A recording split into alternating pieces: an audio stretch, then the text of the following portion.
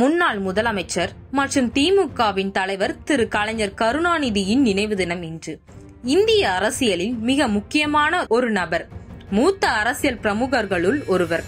பல அரசியல் தலைவர்களை உருவாக்கி கிங் மேக்கராக திகழ்ந்தவர். பன்முகத்தன்மை கொண்ட திரு கருணாநிதி அவர்கள் ஒரு சிறந்த எழுத்தாளர் மற்றும் பேச்சாளர்.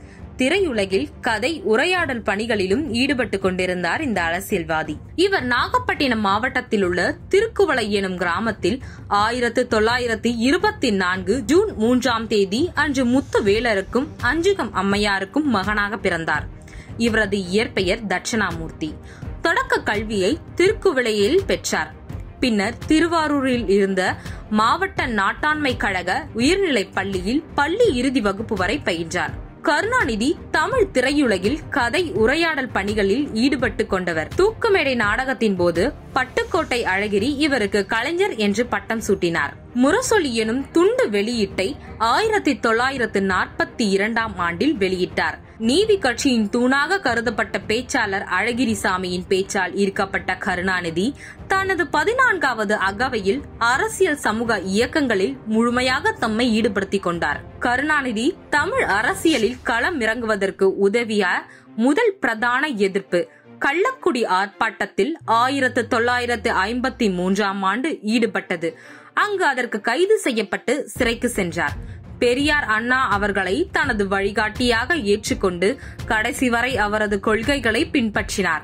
1957இல் நடைபெற்ற திமுக இந்தி எதிர்ப்பு மாநாட்டில் தமிழ்நாட்டில் நடுவண் அரசால் இந்தி திணிக்கப்படுவதை வன்மையாக கண்டித்து இப்போராட்டம் நடைபெற்றது. இப்போராட்டத்துக்கு கருணாநிதி தலைமை தாங்கினார். நவம்பர் 16 அன்று அண்ணாதுரையும், நவம்பர் 19 அன்று கருணாநிதியும் கைது செய்யப்பட்டு நவம்பர் 25 அன்று உயர் நீதிமன்ற ஆணையால் விடுவிக்கப்பட்டனர். முதலாக 1957ஆம் ஆண்டு தனது 33வது வயதில் திருச்சி மாவட்டம் குளித்தலை சட்டமன்றத்தில் போட்டியிட்டு முதல் சட்டமன்ற உறுப்பினரானார்.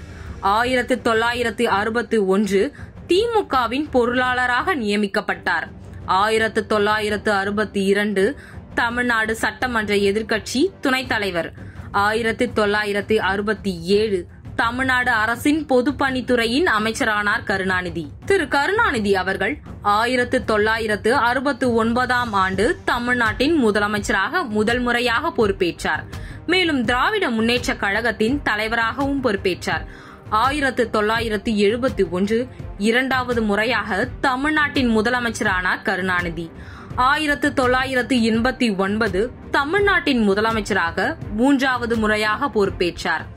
1996 தமிழ்நாடு அரசின் முதல்வராக 4வது முறையாக பதவியேற்றார். 2006 தமிழ்நாட்டின் முதலமைச்சராக 5வது முறையாக பொறுப்பேற்றார் கருணாநிதி. எம்ஜிஆர் மற்றும் சிவாஜி கணேசன் அவர்களுக்கு உற்ற நண்பராக இருந்தவர் கருணாநிதி. இவர்களின் படங்களுக்கு இவர் வசனமும் எழுதியுள்ளார். குறிப்பாக மந்திரி குமாரி, மனோகர வசனம் இன்றளவும் பேசப்பட்டு வருகிறது. அவரது கட்சியை தாண்டி எல்லா கட்சியினருடனும் நல்ல நட்பு வைத்திருந்தார்.